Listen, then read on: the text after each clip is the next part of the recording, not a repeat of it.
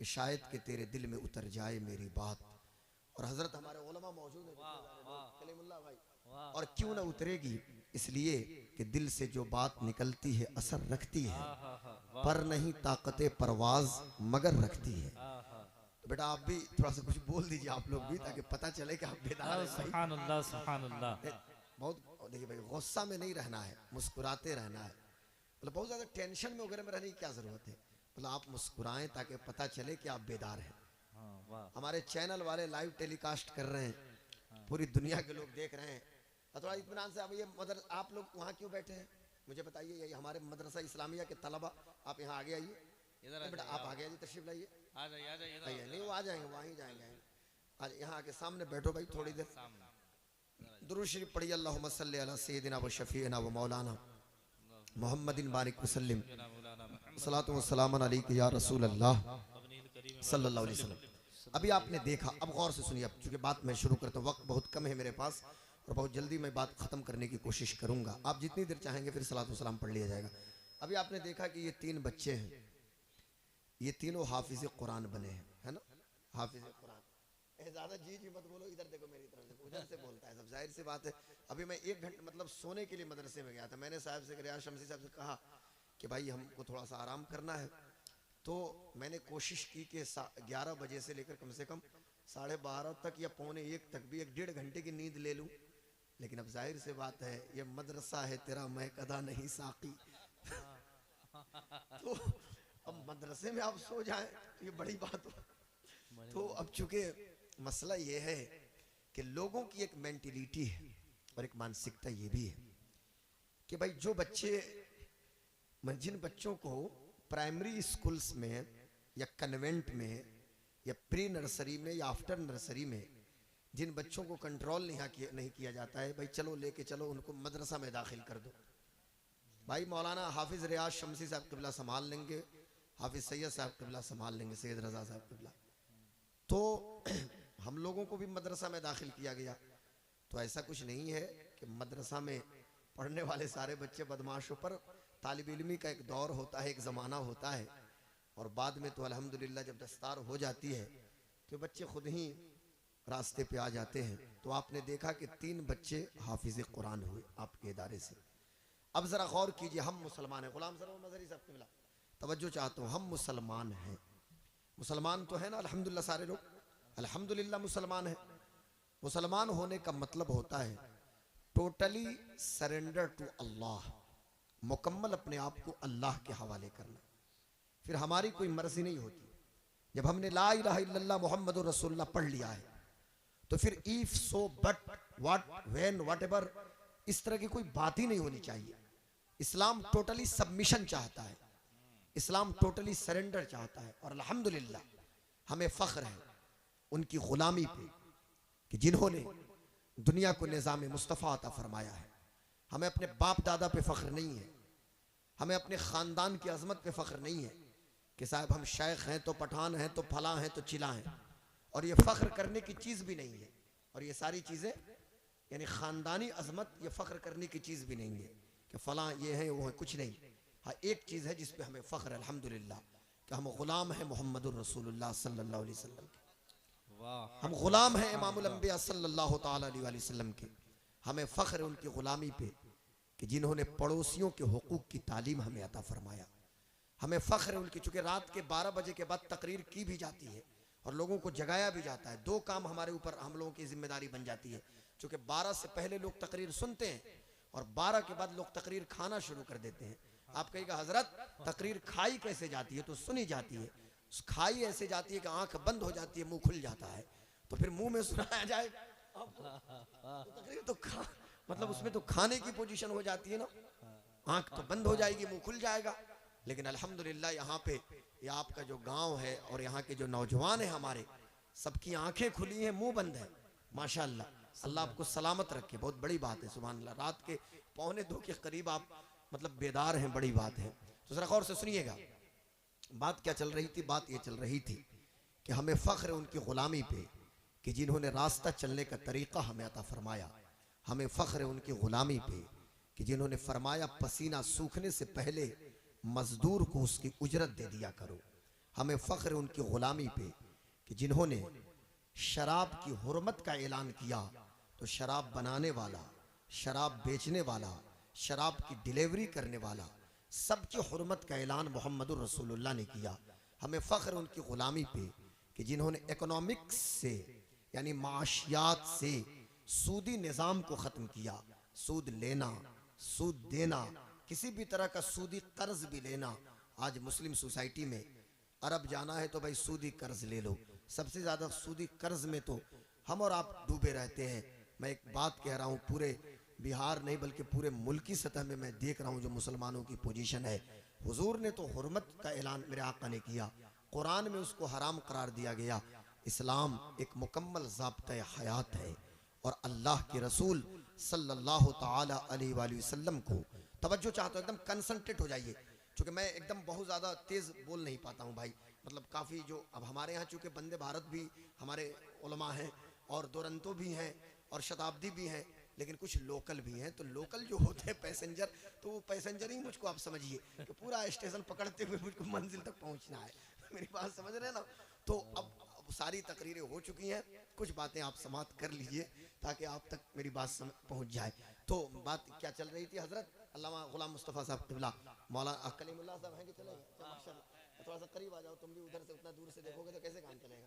तो बात ये चल रही थी कि हुजूर ने जो ज़ाब्ता अता फरमाया ये मुकम्मल एक ज़ाब्ता हयात है। और याद रखिएगा, इस्लाम जिस दीन के हम फॉलोवर हैं, ये हमारा दीन है। मज़हब की अंग्रेज़ी तो रिलीजन होती है, पर दीन की इंग्लिश नहीं होती है। आप कहिएगा दिन तो डे, मैं उस दिन रात की बात नहीं करता, डे नाइट की, मैं दीन की बात कर रहा हूँ। ये दीन क्या है? वे ऑफ द लाइफ है। ये ज़िंदगी गुजारने का रास्ता फराहम करता है। पूरी ज़िंदगी आप रसूल पाक सल्लल्लाहु ताला अलैहि वसल्लम की बताई हुई बातों पे अमल करके आप गुजार सकते हैं। आपका ताल्लुक़ किसी शोबे से हो, साहब आप प्लम्बर हो, फीटर हो, वेल्डर हो, इलेक्ट्रिशियन हो, ये तो अजीब किस्म की बात होती है साहब कि हमारे बच्चे इलेक्ट्रिशियन हो गए, प्लम्बर हो गए। भाई होना है, ये तो ज़रूरी है, ये तो हुनर है, ये तो आपको जानना पड़ेगा। हम तो अल्हम्दुलिल्लाह, मुझे तो फ़ख्र है कि मैं पंक्चर साटता हूँ और पंक्चर की दुकान भी हमारी है। हम पे तो ये ठप्पा लग गया है ना, plumber, fitter, welder, electrician, carpenter. और इवन हमें कहा जाता है कि ग़ुलाम गौस कादरी आप तो पंक्चर साटते हैं। तो अल्हम्दुलिल्लाह हमें फ़ख्र है कि हम पंक्चर साटते हैं। हाँ, हम दूसरे के सामने हाथ नहीं फैलाते हैं। ऐब ये है दूसरे के सामने हाथ फैलाना। मेहनत करके, मशक्क़त करके, मजदूरी करके हलाल रिज़्क़ का इंतज़ाम करना यह आपकी जिम्मेदारी है। रिज़्क़ का मालिक अल्लाह ताला है। मेहनत आपको करनी है। तो आप किसी भी शोबे में रहें, पहले तो आप मुसलमान हैं ना। रसूल पाक सल्लल्लाहु ताला अलैहि वसल्लम की सीरत तैयबा पे अमल करना यह हमारी और आपकी जिम्मेदारी है। अब आइए ज़रा देखिए, अल्लाह तबारक व ताला ने अपने आखिरी नबी पे, तवज्जो चाहता हूँ, अपने आखिरी नबी पे अल्लाह तबारक व ताला ने अपने आखिरी कलाम को यानी कुरान मुक़द्दस को अल्लाह तबारक व ताला ने नाजिल फरमाया। कुरान शरीफ आपके घर में भी मौजूद है, कुरान शरीफ आपकी मस्जिद में भी मौजूद है, कुरान शरीफ हज़रत के सीने में भी मौजूद है। यहाँ पे भी मेरे सामने ये भी कुरान शरीफ, ये भी कुरान मुक़द्दस जो इस वक्त अभी इस मतलब इस कागज़ के अंदर जो है ये अल्लाह का कलाम है। ये कुरान शरीफ जो किताब की शक्ल में मौजूद है, तो एक तो किताब की शक्ल में मौजूद है और एक हमारे सीने में महफूज है। इन हाफिज़ कुरान के सीने में महफूज है कुरान मुक़द्दस। ये कुरान शरीफ क्या है? अल्लाह तबारक व तआला ने अपने आखिरी कलाम को अपने आखिरी नबी पे नाजिल फरमाया। तो अल्लाह ने इरशाद फरमाया, अल्लाह इरशाद फरमाता है, इन्ना नहनु नज़्ज़लना ज़िक्रा व इन्ना लहू लहाफ़िज़ून। हमने इस कुरान को उतारा और हम ही इसके निगहबान हैं। और मुसलमानों को तो मैं एक बात कहना चाहूँगा कि इस बात पे तो खूब फ़ख्र करना चाहिए अल्हम्दुलिल्लाह कि पूरी दुनिया यूनाइट हो जाए, एक प्लेटफॉर्म पे आ जाए, पूरी दुनिया मिलके जितनी ताकत है सब लगा ले। लेकिन दुनिया को पता है कि कुरान शरीफ की एक आयत का जवाब दुनिया पेश नहीं कर सकती है। लाख दुनिया के लोग इंटरफेयर करने की कोशिश करें, कोई इंटरफेयर भी नहीं कर सकता। कुरान की हिफाजत की जिम्मेदारी अल्लाह तबारक व तआला ने अपने ज़िम्मे करम पे ले रखी है।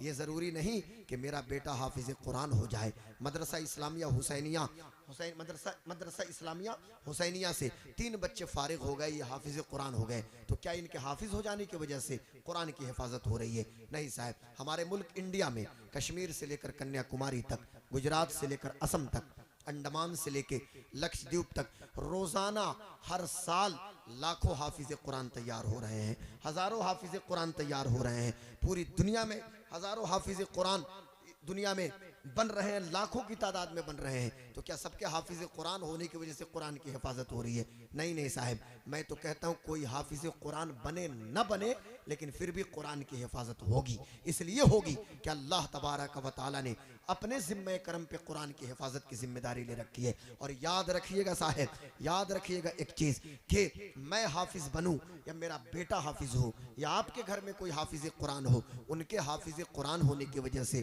कुरान की अजमत में इजाफा नहीं होता, बल्कि हाफिज कुरान के ख़ानदान की अजमत में इजाफा हो जाता है, हाफिज कुरान की अजमत में इजाफा हो जाता है। वो दौर भी कितना सुहाना दौर था कि जब हर माँ चाहती थी काश कि मेरा बेटा हाफिज हो जाता, काश कि मेरा बेटा मौलाना हो जाता। ज़रा आइए मैं भारत की तारीख़ का वो चैप्टर आपकी निगाहों के सामने पेश करना चाहता हूँ। आज तो अजब दौर है साहब। बड़ी अच्छी तकरीर हज़रत अल्लामा मुफ्ती सुल्तान रज़ा साहब क़िबला सिवानी की तकरीर आपने समात की। आज तो अजब दौर है और ऐसा माहौल बना दिया कि हम अपने मौलाना, अपने उलमा से हम दूर हो गए, और इसी दूरी का नतीजा है कि आज हम रुसवाइयों का शिकार हो रहे हैं। इसी दूरी का नतीजा है, इसी डिस्टेंस का नतीजा है कि आज हर महाज पे हम शिकस्त खुर्दा कौम बनते जा रहे हैं। इसी दूरी का नतीजा है कि आज हर जगह हम पसपाई के शिकार हो रहे हैं। लेकिन आइए ज़रा देखिए ये कौन है, नोट किया जाए, पॉइंट टू बी नोटेड। जो भी बोलता हूँ डंके की चोट पे और सीना ठोक के इसको नोट किया जाए। सन 1658 से लेके ये कौन सा चल रहा है, 2025 है ना हजरत, 2025 है। 1658 से लेके 1707 ईस्वी तक, 1658 सन 1658 ईस्वी से लेके 1707 ईस्वी तक सत्ता के सिंहासन पे एक शख्स मौजूद है। वो कौन है? आज तो लोगों को फुर्सत नहीं है साहब, सिर्फ बड़ी बड़ी बातें लोग छोड़ेंगे और लोग कहते हैं कि जीरो टॉलरेंस, और कहते हैं कि साहब हम इंटरनल सिक्योरिटी की बात करते हैं। ये कौन सी इंटरनल सिक्योरिटी है कि तुम्हारी नाक के नीचे सत्ता के सिंहासन पे तुम मौजूद हो और तरह तरह के हादसा हो जाते हैं? कहाँ गए तुम्हारे इनपुट्स कहाँ चले जाते हैं? इस पर भी लोगों को तवज्जो देने की ज़रूरत है। लेकिन सिर्फ मीडिया की बात सुनने से नहीं होता है कि आज तक पे कोई आके मेकअप लगा के आके चिल्लाना शुरू कर दे, या फिर ये आपको NDTV हो या और भी बहुत सारे चैनल्स हों। मैं किसी इलेक्ट्रॉनिक मीडिया के चैनल का कंडेम भी नहीं करता और मैं उनका जिक्र भी नहीं करना चाहता था। सिर्फ बताना ये चाहता हूँ कि सिर्फ इलेक्ट्रॉनिक मीडिया पे आके बातें बड़ी बड़ी छोड़ देने से कुछ नहीं होने वाला है। जिम्मेदारी भी कोई चीज़ होती है, रेस्पॉन्सिबिलिटी भी कोई चीज़ होती है। जो जिस चीज़ के जिम्मेदार हैं उनसे सवाल पूछने की ज़रूरत है, उनकी रेस्पॉन्सिबिलिटी है, वो जवाबदेह है और उनसे पूछा जाएगा और बार बार पूछा जाएगा। जिसका जवाबदेह मैं हूँ उसके बारे में मुझसे पूछा जाएगा, आपकी जो रिस्पॉन्सिबिलिटी है उसके बारे में आपसे पूछा जाएगा। मैं कहना ये चाहता हूँ मेरे दोस्तों, बात मेरी दूसरी समत में न चली जाए। बात ये चल रही थी सत्ता के सिंहासन पे एक ऐसी पर्सनालिटी मौजूद है, एक ऐसी शख्सियत मौजूद है कि जिनका आलम यह है कि जिनकी तहज्जुद की नमाज न छूटे। सुनिएगा, फजर जोहर असर मगरिब इशा की बात तो छोड़िए, फजर जोहर असर मगरिब इशा वो तो एनी हाउ आपको पढ़ना है। 10 साल की उम्र हो गई उस वक्त से लेकर और आपको इंतकाल तक नमाज की पाबंदी करनी है। हमारे देखिए उलमा तशरीफ लाए, जल्दी जल्दी से हजरत तशरीफ लाइए। आप तो हजरत हाफिज सैयद रजा साहब क़िबला को मुबारकबाद पेश कीजिए। हमारे बड़े भाई, हमारे बुजुर्ग भाई, हमारी जमात की बुजुर्ग शख्सियत हजरत कारी एजाज साहब क़िबला अहसनुल क़ादरी जो उस्ताजुल शुअरा हैं, शमसुल कुर्रा हैं, और उसके अलावा कमरुल ये हुफ़ाज़ हैं, अल्लाह इनको सलामत रखे। तो बात ये चल रही थी कि हमारे ये जितने हुफ़ाज़ कुर्रा और उलमाए कराम ये हमारे दस्तो बाजू हैं। बात क्या चल रही थी? बात ये चल रही थी कि क्या मैं कहा, सत्ता के सिंहासन पे एक ऐसी शख्सियत मौजूद है कि जिनकी तहज्जुद की नमाज नहीं छूट रही है, जिनकी हालत यह है कि इशराक चाश अव्वाबीन की नमाज ना छूटे। और सुनिए, अभी मैं नाम उनका नहीं लूँगा, गेस आपको करना है। 1658 से लेके 1707 तक सत्ता के सिंहासन पे मौजूद हैं और भारत की सरहद सीमा उस वक्त कश्मीर से लेकर कन्याकुमारी, गुजरात से असम और अंडमान से लक्षद्वीप तक नहीं थी, बल्कि अफगानिस्तान के फरगाना से लेके बांग्लादेश के चटगाम तक, कंबोडिया के लाओस से लेके श्रीलंका के कोलंबो तक हमारे मुल्क की, हमारा ये मुल्क हमारा है, हमारे मुल्क की सरहद सीमा थी। मैं कहना ये चाहता हूँ, हालत ये है कि घोड़े की पुश्त पे है, दुरूद सलाम की कसरत हो रही है। और उस जमाने के एक नक्शबंदी बुजुर्ग ने जब मुराकबा किया था तो हुजूर की मजलिस में जब पहुंचे थे तो उन्होंने देखा था कि रसूलुल्लाह सल्लल्लाहु अलैहि वसल्लम एक तख्त पे जलवाबार हैं और हुजूर के कदमों में वो बादशाह बैठा हुआ है। वो कौन हो सकता है? ये वही है कि जिसे दुनिया अबुल मुजफ्फर मुहय्युद्दीन औरंगजेब आलमगीर के नाम से जानती है। औरंगजेब आलमगीर, आज उनके नाम से लोगों के पेट में दर्द हो जाता है, आज उनके नाम से न जाने कितने लोगों पे बेहोशी छा जाती है। हजरत औरंगजेब आलमगीर हैं। यही दिल्ली की जामा मस्जिद है, यही लाल किला के सामने वाली दिल्ली की जामा मस्जिद है, औरंगजेब के अब्बा की बनाई हुई मस्जिद है, शाहजहां की बनाई हुई मस्जिद है। दुनिया ने अपने माथे की निगाहों से देखा था कि असर की नमाज पढ़ के औरंगजेब आलमगीर मस्जिद से नीचे उतर रहे थे, मस्जिद की सीढ़ियों से। और जो लोग भी दिल्ली की जामा मस्जिद गए होंगे, सीढ़ी आप देखे ही होंगे, उस सीढ़ी से नीचे उतर रहे थे। और हजरत औरंगजेब आलमगीर के उस्ताद हजरत अल्लामा अहमद जीवन रहमतुल्लाह अलैह सीढ़ियों से ऊपर चढ़ रहे थे। दुनिया ने देखा कि इतना मजबूत बादशाह, इतना ताकतवर, इस कदर मतलब कि जिसके नाम की हैबत पूरी दुनिया में थी, हाथ बांधे खड़ा है अपने उस्ताद जी के सामने। हजरत तशरीफ ले गए, नमाज अदा करके आए और उसके बाद फिर हुआ ये कि औरंगजेब ने अपने हजरत का हाथ चूमा, कदम को बोसा दिया और हाथ पकड़ के लेके आया और अपने दरबार में नहीं बैठाया, बल्कि जिस सिंहासन पे औरंगजेब बैठते थे उसी जगह पे हजरत अल्लामा अहमद जीवन रहमतुल्लाह अलैह को बैठाया था।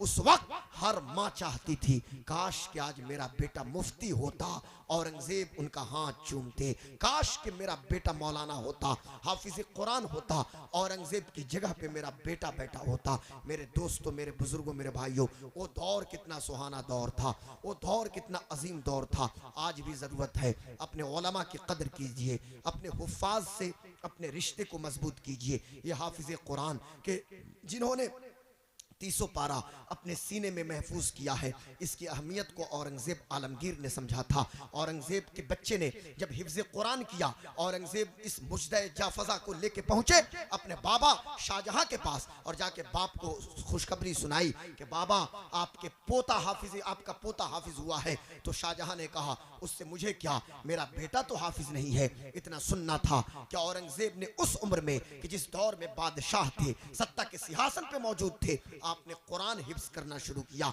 और मुकम्मल कुरान उस सिंहासन पे मौजूद होकर आपने याद किया है। और फिर बाद में जाके खुशखबरी सुनाई है कि अब्बा अब आपका बेटा भी हाफिज कुरान हो चुका है। यह है हिफ्ज कुरान की बरकतें। आप क्या जाने एक हाफिज की शान क्या है, आप क्या जाने हिफ्ज कुरान का मनसब और मकाम क्या है। पहले तो ये समझिए कि ये कुरान शरीफ, बस मैं चंद लम्हों में अपनी बात खत्म करने की कोशिश करूंगा। ये कुरान क्या है? कुरान आपके घर में भी है, कुरान हमारे घर में भी है, लेकिन अफसोस का मकाम है, मेरी बेटियां, मेरी माएँ, मेरी बहनें भी सुनेंगी। कल तक हर आंगन में मुसल्ला बिछता था, औरतें भी कुरान की तिलावत करती थी, कल तक हम भी कुरान की तिलावत करते थे। लेकिन आज हालत यह है कि हमने कुरान का इतना अदब किया, इतना अदब किया, खास तौर से इंडियन सब कॉन्टिनेंट के मुसलमानों ने, भारतीय उपमहाद्वीप के मुसलमानों ने, क्योंकि कुरान नाजिल हुआ है अरब में, और अरब में क्या बल्कि हुजूर जहां जहां हैं वहां वहां जिब्रील की आमद हो रही है। कुरान नाजिल हुआ मोहम्मद मुस्तफ़ा पे, लेकिन कुरान की तिलावत का हक अदा किया है मिस्र के लोगों ने, इजिप्ट के लोगों ने। आप किसी मिस्री की दुकान पे भी जाइएगा, किसी इजिप्टियन से मिलिएगा, वो कुरान की तिलावत करते हुए मिलेंगे। हर वक्त कुरान की तिलावत, हर वक्त कुरान शरीफ की तिलावत एक मिस्री शख्स कर रहा है। लेकिन कुरान का अदब किया है भारतीय उपमहाद्वीप के लोगों ने, और इतना अदब किया, इतना अदब किया कि खिलाफ चढ़ाया और चढ़ा के ताक के ऊपर रख दिया ताकि हाथ ही न पहुंचे, यानी छूना भी बेअदबी हम लोगों ने समझ लिया। अस्तगफिरुल्लाह माज़ल्लाहि रब्बिल आलमीन। ये कुरान शरीफ, ये किताब है, ये कलाम है। ये सिर्फ ये कुरान शरीफ ये सीने से लगाने वाली किताब नहीं है, सिर्फ चूमने वाली किताब नहीं है। आप सीने से लगाएं भी, चूमे भी, बल्कि इसे डेली बेसिस पे, रोजाना की बुनियाद पे तिलावत करने की भी जरूरत है। ये तिलावत करने वाली किताब है। मेरी कौम के नौजवानों, मैं कहाँ से मिसाल दूं? मौलाना गुलाम मुस्तफ़ा साहब, फौरन एक बात मुझे इस वक्त याद आई है। हजरत कारी साहब मौजूद हैं, हमारे भाई, हमारे बुजुर्ग भाई हजरत कारी एजाज साहब किबला। मैं कहना चाहता हूँ मेरे दोस्तों, मेरे बुजुर्गों, मेरे भाइयों, ये सारे हुफ्फाज और कुर्रा मौजूद हैं। मुझे इस वक्त एक बात याद आ रही है। ये कौन है? हजरत इमाम शाफई हैं। इमाम शाफई की बात सुनिए। इमाम शाफई, इमाम शाफई वो हैं हजरत इमाम शाफई के जो हरम शरीफ के अंदर मौजूद हैं, और इमाम शाफई अपनी दरसगाह भी हरम के अंदर लगाते थे, खाने काबा के सामने मकाम इब्राहिम के बगल में इमाम शाफई की दरसगाह लगती थी, वहां बैठ के वो पढ़ाते थे। एक बार की बात है, सुनना नौजवानों, हम भी मुसलमान हैं, वो भी तो एक नौजवान था ना कि जिसने अल्लाह अकबर किस कदर कुरान से मोहब्बत की है। अल्लाह अकबर, रोंगटे खड़े हो गए जब मैंने इसको पढ़ना शुरू किया। हजरत इमाम शाफई काबे का तवाफ कर रहे थे, देखा कि एक खूबसूरत नौजवान है, उम्र उसकी 16-17 साल है। भला 16-17 साल कौन सी उम्र होती है? आप भी तो 17 साल के होंगे, आप में से भी बहुत सारे लोग 16-17 साल का नौजवान है, मेरे आगे आगे काबे का तवाफ कर रहा है। मैं क्या देखता हूँ, पूरा हरम, मुकम्मल हरम, और हरम क्या मताफ, और हरम मताफ के बाहर भी हरम का पूरा इलाका भरा हुआ है। अपने अपने हिसाब से लोग दुआ कर रहे हैं, लेकिन नौजवान मेरे आगे आगे था, वो जो कुछ कह रहा था मैं सुन रहा था। ये इमाम शाफई का जुमला है, मेरा जुमला नहीं है, सुनना मेरी कौम के लोगों। कहते हैं इमाम शाफई, वो नौजवान मुल्तज़म पे आया। मुल्तज़म समझते हैं ना, काबे का दरवाजा और हजर अस्वद के बीच का जो हिस्सा है वो मुल्तज़म है। काबा शरीफ, काबे का दरवाजा और हजर अस्वद का जो कॉर्नर है, जो कोना, तो कॉर्नर ही में तो हजर अस्वद है ना, एक कोने पे। आप अल्लाह तौफीक दे तो आप जाइए और इस उम्र में जाइए मक्का शरीफ और जाके काबे का तवाफ कीजिए और उम्रा मुकम्मल कीजिए। काबे का तवाफ कीजिए, मकाम इब्राहिम पे 2 रकत नमाज पढ़िए, वहां से सफ़ा पे जाइए, सफ़ा और मरवा के बीच सई कीजिए, मरवा से निकलिए, अपना सर मतलब हल्क कीजिए, बाल उतरवाइए, आप का उम्रा मुकम्मल हो जाता है। मैं ये कह रहा था कि मुल्तज़म पे दुआ करते, अल्लाह, या अल्लाह, मैं दुनिया में जिस तरह कुरान की तिलावत करता हूँ, मरने के बाद भी उसी तरह मैं कुरान की तिलावत करूँ। या अल्लाह, मरने के बाद भी मैं कुरान की तिलावत करूँ। नौजवान रुकने यमानी पे जाता है, यही दुआ करता है। नौजवान रुकने शामी पे जाता है, यही दुआ करता है। नौजवान रुकने असवद पे है, यही दुआ कर रहा है। नौजवान रुकने इराकी पे जाता है। ये काबे के कॉर्नर की बात करता हूँ, 4 कॉर्नर है काबा शरीफ में। ये चौकोर इमारत है ना काबा, तो 4 कॉर्नर है।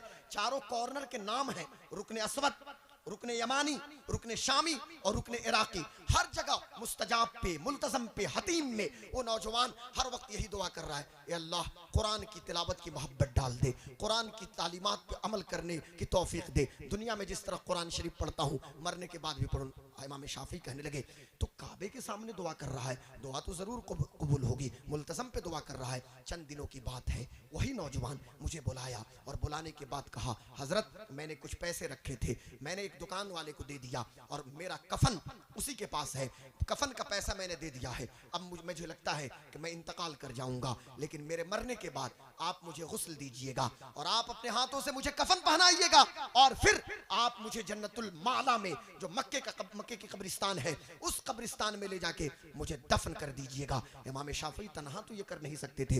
जब खबर मिली उसकी मौत की, इमाम शाफई की आंखों में आंसू थे। नौजवान की मैयत पड़ी हुई है, इमाम वक्त का इमाम आंसू बहा रहा है। अपने शागिर्दों को, मौलाना सैयद साहब किबला, अपने शागिर्दों को इमाम शाफई ने बुलाया है और मिलजुल के गुस्ल दिया गया, कफन पहनाया गया। सुनिएगा, कफन पहनाया गया और कफन पहनाने के बाद उसके बाद इमाम शाफई ने जनाजे की नमाज पढ़ाई, लेके चले मक्के के कब्रिस्तान में। आपको पता है ना, मक्के में जो कब्रिस्तान है जन्नतुल माला, जिसको आप जन्नतुल मुअल्ला भी कहते हैं, जन्नतुल माला है। ले जाके इमाम कब्र खोदी गई और उस नौजवान को दफन कर दिया गया। बात आई गई चली गई, जाहिर सी बात है, लोग पैदा भी होते हैं, लोग इंतकाल भी करते हैं। कौन किसकी मौत को याद कर रहा है साहब? कितने दिनों तक याद करेगा?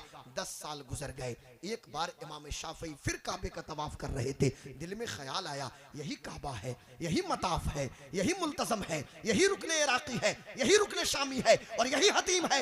आज से 10 साल पीछे इमाम शाफई चले गए। दिल में ख्याल आया कि क्या माजरा है, उस नौजवान को हमने फिर तो नहीं देखा। नौजवान तो चला गया, पर नौजवान की दुआ तो यही थी कि मरने के बाद भी कुरान की तिलावत करूं। अब इमाम शाफई का हाथ उठता है, कहते मेरे मौला, मैं उस नौजवान को देखना चाहता हूं।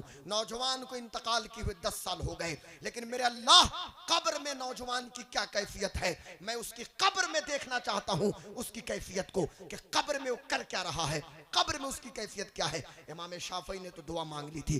चंद दिनों के बाद मक्के में एक शख्स इंतकाल करता है, लोग चले हैं, इमाम शाफई को भी खबर दी गई, सब चले जन्नतुल माला। जब कब्र खोदी जा रही थी, सुनिएगा मेरी कौम के नौजवानों, ये कुरान से मोहब्बत का नतीजा, कुरान से उल्फत का नतीजा, कुरान से इश्क का नतीजा और दुनिया में कुरान की तिलावत का नतीजा कैसे निकल के बाहर आता है। खबर उस वक्त आपको होगी जिस दिन आपकी आंख बंद होगी। अभी तो आपके पास टाइम नहीं है पबजी और फ्री फायर से, अभी तो टाइम नहीं है रील्स बनाने से, अभी तो टाइम नहीं है रील देख के अपने वक्त को बर्बाद करने से, अभी तो टाइम नहीं है साहब। लेकिन याद रखना सोशल मीडिया पे वक्त को बर्बाद करने वालों, अभी तो टाइम नहीं है। न तो मेरी बेटी के पास टाइम, न तो मेरी बहन के पास टाइम, न तो मेरी अम्मा के पास टाइम, और न आपके पास टाइम है। इल्ला माशाअल्लाह, मैं सबकी बात नहीं करता। इमाम शाफई दुआ तो कर दिए थे जब जन्नतुल माला गए, उस नौजवान की कब्र, एक दूसरे नौजवान जो इंतकाल किया था 10 साल बाद, जब कब्र खोदी गई, इत्तफाक की बात है इमाम शाफई वहीं पे मौजूद थे, उसी कब्र के पैताने बैठे थे। कब्र खोदी जा रही थी जब तक कि कब्र की दीवार गिर गई। दीवार गिरी थी, क्या देखा? एक नौजवान है जो कब्र में भी बैठ के कुरान की तिलावत कर रहा है। अब इमाम शाफई हक्का पक्का रह गए, ये कौन हो सकता है? करीब गए, उस नौजवान ने इमाम शाफई का हाथ पकड़ लिया, कहा हजरत मैं वही हूं जो 10 साल पहले काबा के सामने कुरान की तिलावत की दुआ मांग रहा था, मरने के बाद कब्र में भी मैं कुरान की तिलावत कर रहा हूं। वाह वाह वाह, सुभान अल्लाह सुभान अल्लाह। नारे तकबीर, नारे रिसालत, इस्लाह माशा कॉन्फ्रेंस, सरजमीन पढ़वा, मदरसा इस्लामिया हुसैनिया, तालीमात कुरान, अजमत कुरान, अल्लामा गुलाम गौस कादरी सीवानी। नारे तकबीर। कुरान शरीफ, कुरान की मोहब्बत, कुरान शरीफ की, और डेली बेसिस पे, रोजाना की बुनियाद पे कुरान शरीफ तिलावत करने की आदत डाली। आज मैं माफी चाहता हूं अपनी बहनों से, अपनी बेटियों से, अपनी माओ से। खुदा की कसम एक बात कहना चाहता हूं, कल तक एक माहौल था हमारे यहाँ कुरान शरीफ पढ़ने का। आप हैरान हो जाइएगा, हमारे यहाँ किस चीज का कंपटीशन होता है? हमारे यहाँ तरह तरह कंपटीशन। फिलिस्तीन का नाम तो सब लोग जानते हैं। अभी इस माहौल में भी कारी एजाज साहब किबला मौलाना गुलाम मुस्तफा साहब, इस माहौल में भी फिलिस्तीन के गाजा पट्टी में जब मुकाबले की बात आई तो हिफ्ज कुरान का मुकाबला रखा गया, और वहां पे सारे लोग कुरान शरीफ को हिफ्ज कर रहे हैं। अल्लाह अकबर। और सूरह रहमान शरीफ तो सारे लोगों को याद है, बूढ़े बूढ़े लोगों को। और हमारे यहाँ क्या मामला है? मा यजूज़ु बिही सलात, कि जिससे नमाज तो कम से कम जायज हो जाए। भाई 5 वक्त की नमाज तो पढ़नी है ना, ये नहीं आओ। फजर, जोहर, असर, मगरिब, इशा, ये मेरी बेटी पे भी है, सब पे है, मेरी बहन पे, आप पे भी, सबको पढ़ना है 5 वक्त। फजर, जोहर, मुंह से बोलिए, हाँ बोलना पड़ता है भाई। फजर, जोहर, असर, मगरिब, इशा, तो 5 वक्त की नमाज। तो नमाज में कुरान पढ़ेंगे ना, तो मा यजूज़ु बिही सलात, कि जिससे आपकी नमाज जायज हो जाए। मेरी नमाज, मैं दूसरे की नमाज क्या पढ़ाऊंगा? हमारी अपनी नमाज तो जायज हो जाए भाई। तो इस कदर तो कुरान की तिलावत तो करनी चाहिए। और दूसरी बात, फकत कुरान की तिलावत भी करें और कुरानी तालीमात पे अमल भी करने की जरूरत है। कुरान शरीफ की तालीमात पे आज जब हम अपनी बेटी को रुखसत करते हैं ना, तो क्या अक्सर जगहों की रस्म भी है, तरीका भी है कि बाप कुरान शरीफ लेके खड़े होंगे और बेटी को कुरान के साए में रुखसत करते हैं। मैं कहता हूं कुरान के साए में या अजान की आवाज पे रुखसत करने से कोई मना नहीं करता, लेकिन कुरानी तालीमात पर भी उस तालीमात के मुताबिक अपनी बेटी और अपने बेटे की तरबियत करने की भी जरूरत थी ना। वो तो करने की जरूरत थी ना। मेरे हाथ में इस वक्त जो किताब है, ये तो किताबी शक्ल में है, पर ये कलाम है। और कलाम क्या है? कलाम अजल से है, अबद तक रहना है। कलाम क्या है? कलाम सिफत है अल्लाह की, कलाम सिफत है अल्लाह की, अल्लाह की जात से मुत्तसिफ है ये कलाम। और इस अल्लाह अकबर, दुनिया का कौन ऐसा इल्म नहीं है जो कुरान शरीफ के अंदर ना हो। और ये कुरान नाजिल हुआ है मोहम्मद मुस्तफ़ा पे। आज ज़रूरत ये है कि कुरानी तालीमात को आम किया जाए। जैसे अब 2 मिसाल दे के बात ख़त्म करता हूँ, 1-1 मिनट में, बस 1 मिनट में बात ख़त्म हो जाएगी। क्योंकि मैं नहीं चाहता हूँ बहुत ज़्यादा, मैं उल्टी छुरी से आप लोगों को हलाल करना नहीं चाहता, है कि नहीं? हाँ, हलाल करने का भी हुक्म है तो तेज़ छुरी से, हाँ, ताकि तकलीफ ना हो ज़बह करने के दौरान। मेरी बात समझ रहे हैं ना? लेकिन वो बात नहीं होगी यहाँ पे, घबराने की बात नहीं है।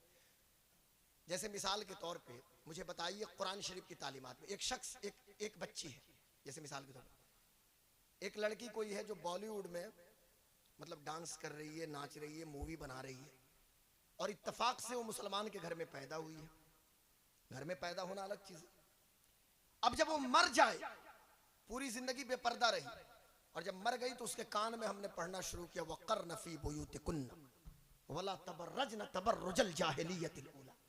हज़रत पढ़िए कान में मरने के बाद। भाई मरने के बाद या मरने से पहले कुरान की तिलावत से फायदा है, लेकिन ये जो तालीम है कि तुम अपने घर को लाजिम पकड़ो और जमाने जाहिलियत की तरफ बेपर्दा ना घूमो, तो जब जिंदा थी उस वक्त इस तालीम की जरूरत थी ना। कोई शख्स है जो बदनिगाही कर रहा है मुकम्मल, जब मर जाए तो उसके कान में कहिए, फिर उसको समझाइए। कोई शख्स ऐसा है कि जो खुद भी खौफ नहीं रखता जहन्नम की आग का, अब जब मर जाए तो उसके कान में कहिए, या अय्युहल्लज़ीना आमनू कू अनफुसकुम व अहलीकुम नारा। खुद भी जहन्नम की आग से बचो और घर के लोगों को भी जहन्नम की आग से बचाओ। तो भाई इंतकाल के बाद कुरान शरीफ पढ़िए, कब्र के पास जाके पढ़िए, घर में तिलावत कीजिए, फायदा ही फायदा है। पर जब आप जिंदा हैं तो कुरान मुकद्दस की तालीमात पे अमल करने की जरूरत है। ये जिंदों की किताब है, याद रखिएगा, और ये जिंदों के लिए है, और जिंदगी का पैगाम ये किताब देती है। ये कलाम जिंदगी का पैगाम दे रहा है। इसलिए जरूरत यह है कि आज जिस कदर हम पर यह लाजिम है कि हम अपने बच्चों को हाफिज कुरान बनाएं, तो साथ साथ ये भी सुनिश्चित करें और लाजिम करें कि अपने घरों में भी कुरानी तालीमात को नाफिज करें। अब एक ही बात पर अमल हो जाए तो फिर समझिए कि मेरा आना यहां कबूल हो जाए। पूरे कुरान शरीफ में, पूरे कुरान शरीफ के अंदर अल्हम्दुलिल्लाह मेरी निगाहों के सामने मौजूद है, और सबसे तेज तर्रार हाफिज यहाँ मौजूद है क़ारी एजाज़ क़िबला। नियर अबाउट लगभग 700 टाइम्स 700 जगहों पे नमाज का हुक्म है। 700 जगहों पे नमाज पढ़ने का हुक्म दिया जा रहा है। कितनी जगहों पे? पूरे कुरान शरीफ में 700 जगहों पे। अब मैं आपसे पूछना चाहता हूं, मुझे बता दीजिए, और हुजूर ने क्या फरमाया कि तुम अपने बच्चों को नमाज का हुक्म दो जब उनकी उम्र 7 साल की हो जाए। कितनी? 7, 60 नहीं, हाँ 60 में बच्चा नहीं होता, वो बूढ़ा बच्चा हो जाता है। नहीं, वो बूढ़ा बच्चा हो जाता है, बच्चा नहीं रहता। तो 7 साल 7 ईयर में बच्चों को नमाज, और जब 10 साल के बच्चे हो जाएं, बेटा हो या बेटी, जब बच्चा कहेंगे तो बच्चा बच्ची कुल मुराद है। अब ये लड़कियां ये ना समझेंगे कि हम इसमें नहीं है, वो भी हैं। 7 साल की उम्र से उनको भी पढ़ना है, और 10 साल की उम्र तक ये लाजिम हो जाए, वो हैबिचुअल हो जाए, आदत बन जाए कि सब छूटे पर फजर की नमाज ना छूटे, जोहर ना छूटे, असर ना छूटे, मगरिब ना छूटे, और इशा की नमाज ना छूटे। नमाज की पाबंदी। और जब नमाज की भाई कभी किसी वजह से नमाज कज़ा हो जाए तो अलग मसला है, सबके टर्म्स एंड कंडीशन मौजूद हैं, लेकिन आदत बना लेना। मस्जिदें खाली पड़ी हैं, बातें लंबी लंबी छोड़ेंगे हम, मस्जिदों को आबाद कीजिए खुदा का वास्ता। और आखिरी बात, कुरान शरीफ उतरने का जो आगाज हुआ, एक तो नमाज की बात मैंने कर दी, उसी पे अमल हो जाए। सारे लोग इंशाल्लाह जो 7 साल 10 साल के हैं वो पढ़ेंगे ना, 10 साल की उम्र वाले इंशाल्लाह तबारक। ये मेरे हाथ में पेन है, ये पेन है ना, कलम। कुरान मुकद्दस में बाज़ाब्ता एक सूरा है जिसका नाम सूरतुल कलम है। नून वल कलमी, सुभान अल्लाह, माशाअल्लाह। तो लेकिन कुरान शरीफ यानी वही जो उतरने का आगाज हुआ, जो पहली आयत उतरी तो इक़रा हजरत जिब्रील लेके आए। इक़रा यानी हुजूर से कहा जा रहा है इक़रा पढ़िए, इक़रा पढ़िए। तो इसका मतलब ये नहीं कि हुजूर पढ़ना नहीं जानते, हुजूर सब कुछ जानते हैं। याद रखिएगा, सैयदुल मलाइका जिब्रील हैं, पर मुस्तफा के दर के गुलाम जिब्रील हैं। अरे हुजूर जिब्रील से क्यों पढ़ेंगे? जिब्रील ने कहा इक़रा इक़रा, उस वक्त तक नहीं पढ़ा जब तक के जिब्रील और मुस्तफा के रब का नाम नहीं आ गया, तब तक मुस्तफा जाने आलम ने जबान नहीं खोला है। यानी अल्लाह के नाम से पढ़ना है। तो बताना यह है आप हजरात से कि तालीम को आम कीजिए, तालीम के इम्पोर्टेंस और अहमियत को समझिए, और तालीम के साथ साथ हुनर सीखिए। बगैर टेक्निकल हैंड के आप खाली मत रहिए, आपके हाथों में। और जिसके पास, मैं अपने उलमा से भी कहता हूँ, अपने हुफ़ाज़ से भी, कि आप हाफिज़ कुरान के साथ साथ टेक्नीशियन भी बनिए। आप टेक्नोलॉजी की भी करीब आइए, और मौलाना के साथ साथ आप तिजारत में आइए, बिजनेस कीजिए। तिजारत की मंडियां आपकी मुंतजिर हैं कि कोई तो आए ना जो इमाम आजम अबू हनीफा हजरत नोमान इब्ने साबित का शागिर्द बन के आके तिजारत करे, कोई तो आए ना जो हजरत अब्दुर्रहमान इब्ने औफ का दीवाना बन के तिजारत करे। अल्लाह की बारगाह में दुआ है कि अल्लाह तबारक व तआला हमें कुरानी तालीमात पे अमल करने की तौफीक अता फरमाए। एक बार फिर से इस गांव के तमाम लोगों को मुबारकबाद पेश करता हूं, लेकिन एक गुजारिश भी करूंगा भाई, जब आपने 35 साल के बाद ये जलसा कराया तो अब मदरसे का जलसा हर साल कराइए। तो इसका मतलब नहीं कि मुझे को बुलाइए, ये मुझको बुलाना फर्ज वाजिब नहीं है कि मैं यहाँ जाऊंगा हर साल। अच्छा माशाल्लाह, तो मैं चाहता हूँ कि हमारे कारी सब कुछ नात भी सुना देंगे, अशार और वेलफेयर। अच्छा क्या है? अच्छा वेलफेयर ट्रस्ट कमेटी जो आपके गांव की कमेटी है, पहले वो बात तो क्लियर हो जाए भाई। 35 साल पे जलसा होना चाहिए, हर साल होना चाहिए? हर साल होना चाहिए कि नहीं होना चाहिए?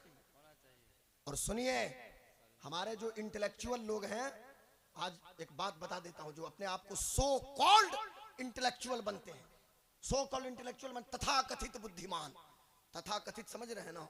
हाँ, तथा कथित बुद्धिमान यानी दानिश्वर, अपने आप वो भले से बेवकूफ है लेकिन वो अपने आप को शो करेगा कि आम इंटेलेक्चुअल, मैं इंटेलेक्चुअल हूं।